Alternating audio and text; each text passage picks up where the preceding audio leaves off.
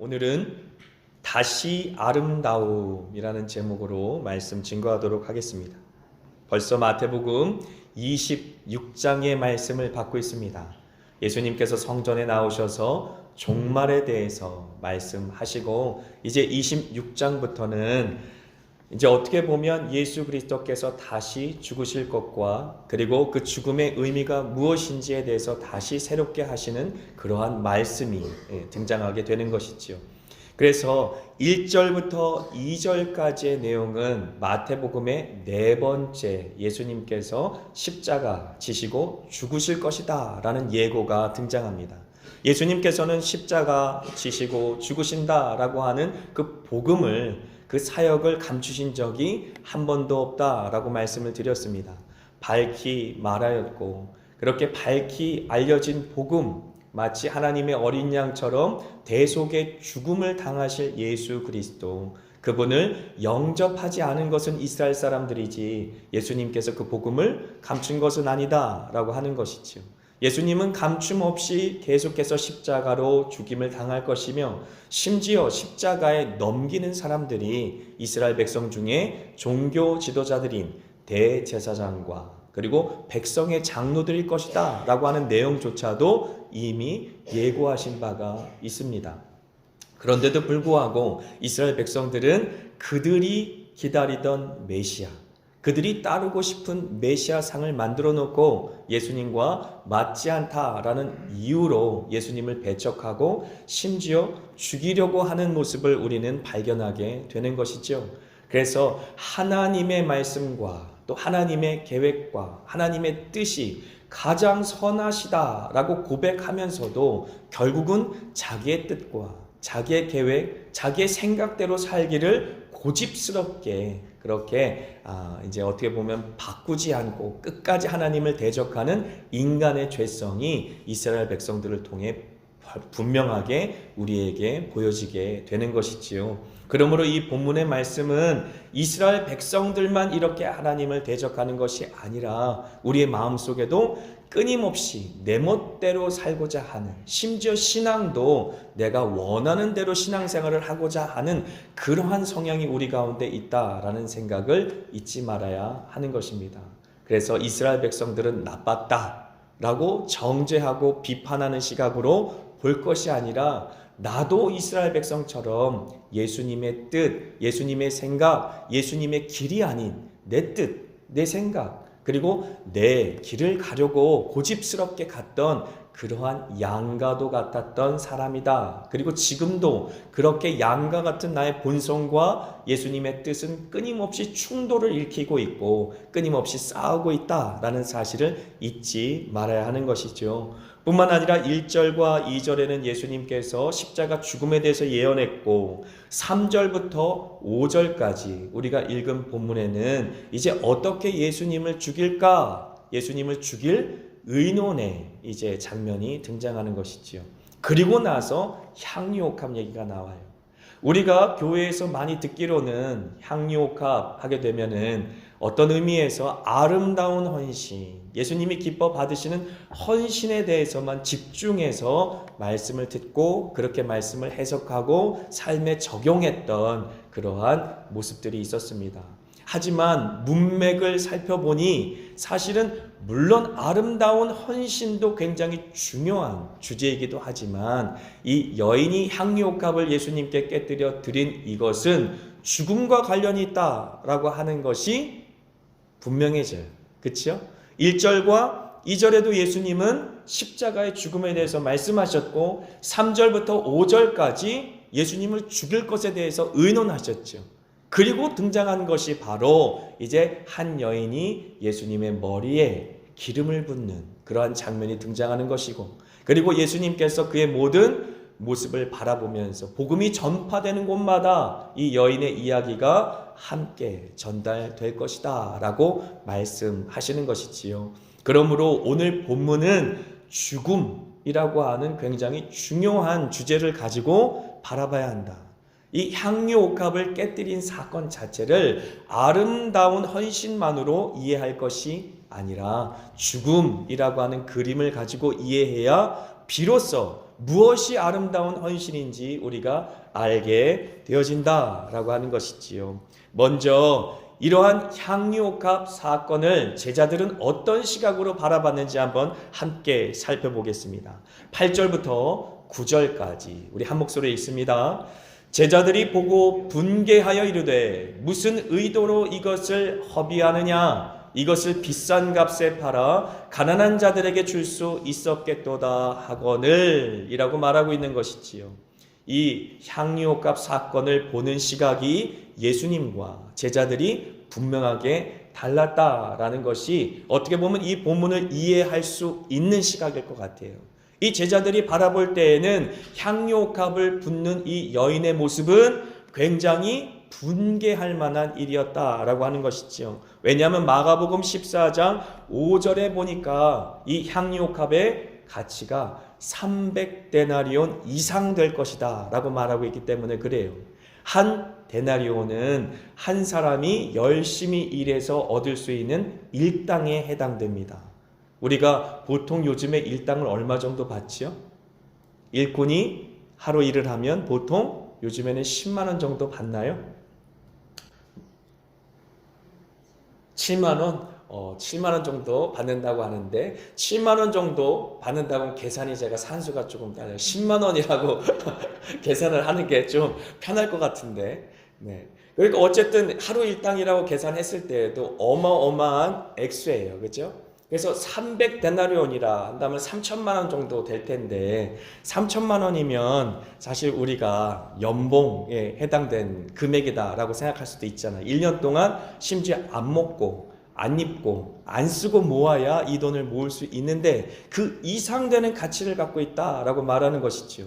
그것을 깨뜨려서 지금 예수님의 머리에 부었기 때문에 분개하였다라는 단어는 angry, 화를 내었다라는 단어와 함께 indignant라는 단어를 썼어요. indignant. 이 단어는 부당한 상황을 못 이겨서 막 화를 내고 있는 어떤 상황 속에 너무 격분하는 것이죠. 이 상황이 너무 부당해서 울분을 일으키는 모습을 indignant라는 단어로 표현했어요. 분개하여, 우리나라 말로는 분개하여라고 번역하였죠. 그래서 그냥 화를 낸 게 아니라 이 상황이 너무 부당하다라고 생각해서 본인이 화를 이기지 못해서 그 분개하는 모습을 보여주었다라고 하는 것이지요. 왜냐하면 사실 이제 명절이라고 하는 것인데 지금 이 사건이 일어난 것은 명절, 이 시간적인 배경이 될 수 있는데 당시에 유월절과 무교절이 함께 묶여져 있었어요.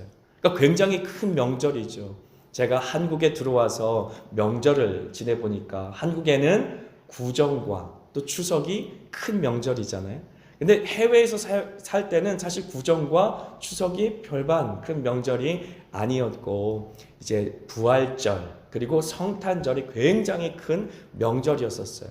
그래서 가족들이 딴 때는 못 모여도 부활절 때나 혹은 이제 성탄절 때 모여서 서로 얼굴 한번 보고 같이 거하게 식사 한번 하고 그동안 어떻게 살았는지 그 교제하는 시간이 그런 명절이었는데 이스라엘 백성들에게 큰 명절은 바로 유월절 그리고 무교절. 유월절이 끝나자마자 무교절이 있었거든요.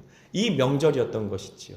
이 명절이 다가오는 시점이 바로 이 말씀의 배경이 될 수 있겠는데 무슬림도 지금도 똑같이 그렇게 행동합니다만 사실 그들은 행위적인 구원론이 있어서 본인들이 행위적으로 어떤 공로를 쌓았을 때 하나님께서 우리들의 그 모든 쌓아둔 공로를 보고 만족하셔서 그들에게 뭔가 상급을 주신다 아니면 구원을 주신다 이런 생각을 갖고 있어요.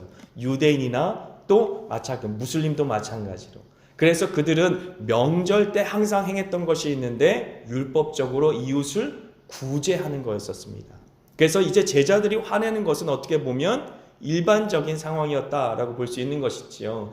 예수님께서 어떻게 보면 여인의 편을 들기 전까지 일반적으로 생각했을 때는 이 비싼 것을 팔아서 이 명절 때 구제받아야 될 이제 불우이웃들을 돕지 못할 망정 왜 이렇게 허비하느냐라고 얘기한 것은 굉장히 당연할 것이다. 하지만 또 한 가지 이유를 요한복음 12장 6절에 들고 있는데 그것은 바로 가롯 유다의 등장입니다. 가롯 유다는 돈꾀를 맡은 자다라고 말했잖아요. 어떻게 보면 예수님과 예수님의 제자의 무리 중에 회계를 맡은 사람이에요. 근데 그를 도둑이다, 강도다라고 말하고 있어요. 돈을 사랑해서 그 돈에서 얼마씩 훔쳤던 것 같습니다. 그래서 이 가롯 유다가 그 돈깨를 맡은 거로 어떻게 보면 그 향유를 팔아서 본인이 이제 주머니에 어떻게 조금 넣어볼 수 있지 않을까라는 생각으로 또 화를 낸 것이다 라고 성경은 또 설명하고 있지요. 그래서 향유옥합 이야기는 사복음서 전체에 다 기록되어 있습니다. 그 의미는 무엇입니까? 그만큼 중요한 말씀이다 라고 하는 것이죠. 복음이 전파되는 곳곳마다 우리가 이해하고 또 본받아야 될 그러한 모습으로 이 여인의 모습이 등장한다라고 하는 것인데, 사실 그 여인이 왜 이런 행동을 했는지 우리는 잘 이해하지 못하고 넘어가는 경우가 많이 있습니다.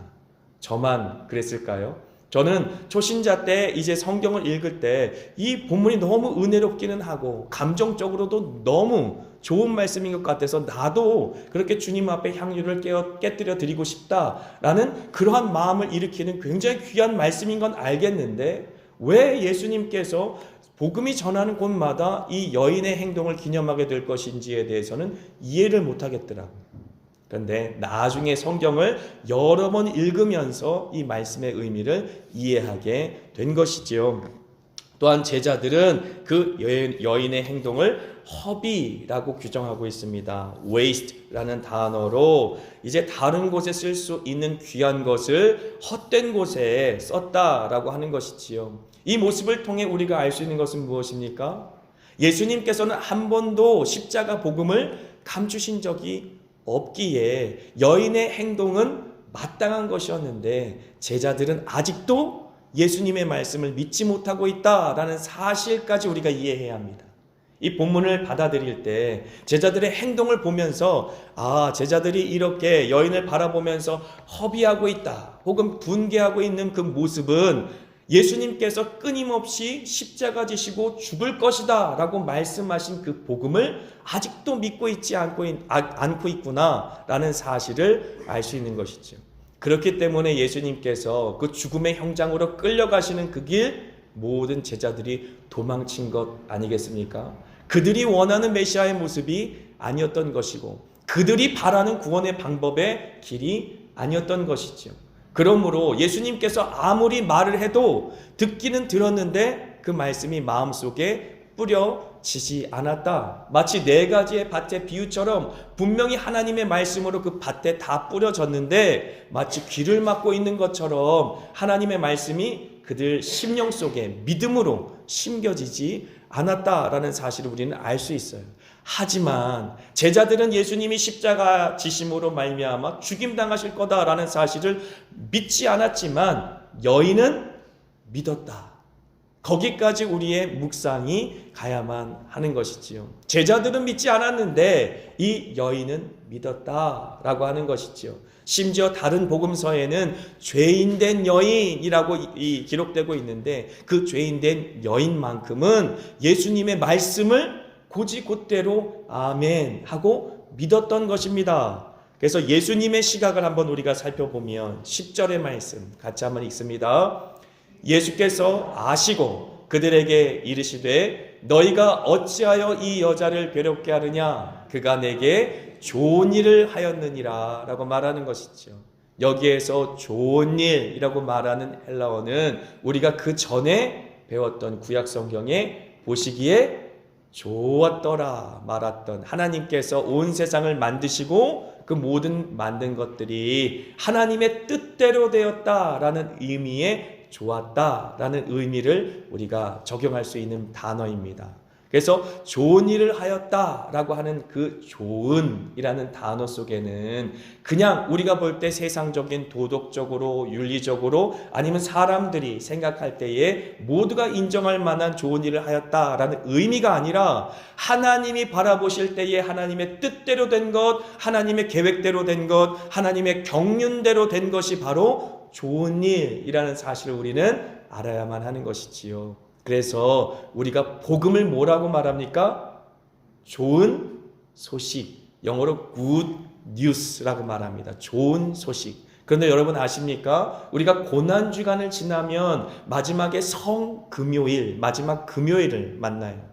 그때 예수님이 고난당하시고 십자가 진 날이다라고 생각하여 성금요일이라고 우리나라 말로는 하지만 영어로는 Good Friday라고 말합니다. 그러니까 하나님께서 좋다라고 말씀하신 것은 사실 우리가 볼 때에는 치욕의 날이고 죽음의 날이고 고통의 날인 것 같아서 결코 좋아 보이지 않지만 하나님의 계획 가운데 예수님이 십자가 지시는 것은 좋은 일이었다. 왜냐하면 하나님의 뜻 가운데 예수님이 순종하신 것이고 그 순종으로 말미암아 우리의 모든 죄의 짐이 예수 그리스도의 죽음으로 대속되었기 때문이다. 그러므로 온 세상의 죄인들에게 복된 소식, 좋은 소식, 굿 뉴스가 선포되었다라는 것을 우리는 이해해야 되는 것이지요. 그러므로 인간의 시선으로는 절대 좋을 수 없습니다.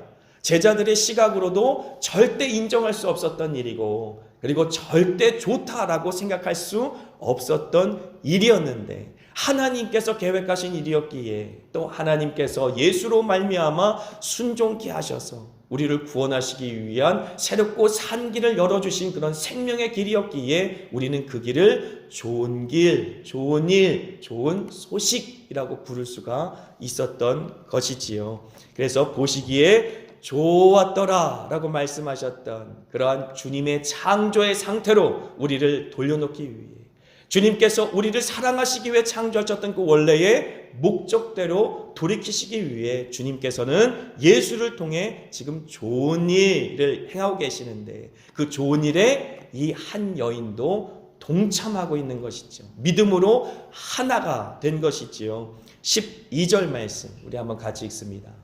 이 여자가 내 몸에 이 향유를 부은 것은 내 장례를 위하여 함이니라. 아멘. 제가 초두에 설명드렸던 말씀 기억나십니까? 1절과 2절까지의 말씀에도 예수님께서 십자가의 죽음을 다시 예고하셨고 그리고 3절부터 5절까지의 말씀 속에서도 이제 백성의 장로들과 대제사장들이 예수님을 죽일 것을 의논하였기 때문에 사실 우리 이 옥합의 본문은 예수님의 죽음으로 이해해야 한다라고 하는 것이죠.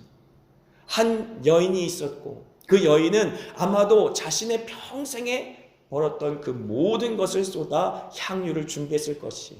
왜냐하면 이 향유 옥합은 평생에 있어서 두 가지 이유로만 사용했기 때문에 그래요. 다른 기름들은 다른 용도로 사용했지만 이 순전한 나드라고 하는 한 근에 300데나리온이나 나가는 이 귀한 이 옥합은 오직 두 가지 이유로만 사용했어요. 첫 번째, 결혼식입니다. 이 여인이 자신이 신랑을 만나서 결혼한다면 이 옥합을 깨뜨려 이제 매일 조금씩 오직 신랑만을 위해서 몸을 치장할 때 이 나드를 평생 사용할 수 있었을 것이에요. 두 번째, 장례식을 위해서 사용할 수 있었던 것이지. 사랑하는 사람들이 죽었을 때에 그의 몸에 이제 향품으로 바를 수 있는 그러한 용도로 사용한 것이지. 그런데 지금은 이 향유옥합을 깨뜨려 여인은 예수 그리스도와 함께 온전히 연합되는 모습을 보여주고 있는 것입니다. 이제 혼인의 모습을 보여주고 있는 것이지요. 심지어 그것이 예수님의 장례를 준비하는 것으로 예수님께서 받아들이시고 우리에게 얘기했다 손 칠지라도 이 여인은 자신의 모든 것을 쏟아 예수와 함께 죽겠습니다. 나의 모든 것은 이제 예수와 함께입니다. 라고의 자기의 정체성을 예수와 하나로 온전히 연합하고 있는 모습을 우리는 볼 수 있는 것이지요. 이 여인이야말로 예수님께서 이 땅 가운데 오셔서 보여주시고 들려주신 모든 복음의 내용에 대해서 이해하고 있었고 믿고 있었다라고 하는 것이지요. 생각해 보십시오. 예수님께서 요한복음에 보면 7가지의 표적을 통하여서 예수님이 하나님의 아들이신 것과 이 땅에 오신 메시아이신 것을 표적으로 보여주셨어요. 그 첫 번째 표적이 무엇입니까? 가나의 혼인잔치의 표적입니다. 예수님께서 이 땅 가운데 제일 처음 보여주셨던 표적이 가나의 혼인잔치였던 것을 여러분 잊지 마시기 바랍니다. 예수 믿는 사람들과 예수님이 온전히 연합되는 것을 예수님은 꿈꾸셨다라고 하는 것이지요. 물이 포도주로 바뀌는 역사, 그래서 언약의 포도주를 예전에 제가 설명을 드렸습니다. 이제 혼인이 성사되기 위해서는 신부가 그 포도주를 마셔야 비로소 정혼이 성사되어지고 정혼이 선포되어지며 결혼식 날까지 기다리는 그러한 이제 법적인 결혼 관계가 이루어진다라고 말씀을 드리지 않았습니까? 예수님께서 이런 혼인 잔치 속에서 최초로 당신이 하나님이심과 하나님의 아들 되심과 이 땅에 보냄받은 성령으로 말미암아 기름 부음 받은 자다라는 것을 보인 사건이 바로 가나의 혼인 잔치죠. 뿐만 아닙니다. 마지막에 최후의 만찬을 한번 기억해 보십시오. 마지막에 최후의 만찬을 베풀어 주시며 제자들과 함께 둘러앉아 이 잔은 너희들을 위해 흘리는 나의 피, 곧 언약의 피다 라고 주면서 그들에게 포도주를 마시게 했던 그 모습은 어떤 모습입니까? 영원토록 너와 나는 이제 하나이다. 신랑과 신부가 되어서 하나님과 그리고 이 땅의 하나님의 백성이 한 몸이 되어지는 연합의 모습, 바로 결혼식의 모습이 아닙니까? 그런 모습으로 우리 가운데 오신 예수 그리스도, 그분을 온전히 영접한 자가 바로 이 한 여인, 세상 사람들이 멸시하고 조롱했던 죄인이라 치부했던 그 여인이었다라고 하는 것이지요. 대제사장도 또 이 모든 종교의 지도자들도 예수님이 이 땅 가운데 오신 이유, 메시아라는 이유만으로 그의 머리에 기름을 부은 사람은 한 명도 없어요. 오직 하나님만이 성령으로 기름을 부어주셨지, 왕으로, 제사장으로, 선지자로 완전한 모습으로 이 땅 가운데 오신 메시아 되신 예수님께 기름을 부은 사람은 아무도 없습니다. 오직 이 여인만이 예수의 머리에 기름을 부었다라고 하는 것입니다. 이스라엘 백성들은 왕에게, 선지자에게, 제사장에게 기름을 부어 하나님 대신 그 직분을 감당할 수 있도록 그렇게 하나님의 인치심을 증명한 것이 아닙니까? 그런데 예수님이 이 땅 가운데 오셔서 하나님의 아들 되심과 그리고 그리스도이심을 만천하에 증언하였는데 제자들도 제사장들도 그 누구도 예수님의 머리에 기름을 부은 자는 없었다라고 하는 것이지. 하지만 이 여인은 예수 그리스도 만왕의 왕 되시며 만주의 주 되신 예수님의 머리에 기름을 붓고 그의 죽음을 지금 예비하고 있다라고 하는 것이지. 나를 위해 단번에 죽으심으로 말미암아 나의 죄를 대속하실 예수, 하나님의 어린 양 되셔서 그 몸을 찢기실 예수, 그 예수님과 내가 지금 결혼합니다. 그의 죽음과 나의 죽음은 지금 하나가 되었습니다 라고 주님 앞에 신앙을 고백하고 있는 것이지요. 그렇기에 이 여인의 행위가 복음이 전파되는 모든 곳에 기념될 것이다 라고 말하는 것입니다. 갈라디아서 2장 20절의 말씀 그대로 예수 그리스도와 함께 내가 죽었습니다. 그리고 예수 그리스도와 함께 내가 살아갑니다 라고 결혼한 것처럼 온전히 예수가 신랑 되시고 우리가 신부가 되는 그러한 영적인 연합이 바로 이 기름 부음을 통하여 증명되고 보여지는 것이지요. 그러므로 우리의 예배가 바로 이러한 예배가 되기를 원합니다.